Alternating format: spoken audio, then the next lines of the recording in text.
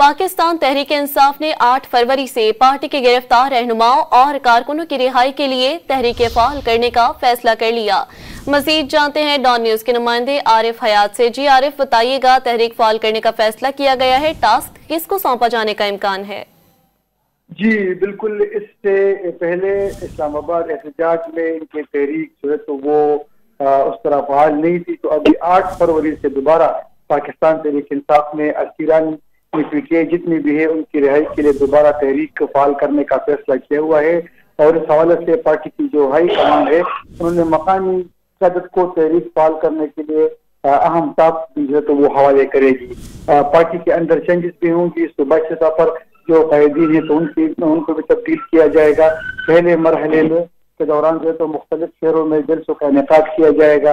इस तरह पीटीआई के लिए असम्बली की सतह पर सूबाई असम्बलियाँ और जो कौमी असम्बली है और सेनेट है तो उस सतह पर भी एहतजाज जो है तो वो उसके लिए भी एक प्लान तश्कील दी जाएगी, एक प्लान मुरतब की जाएगी।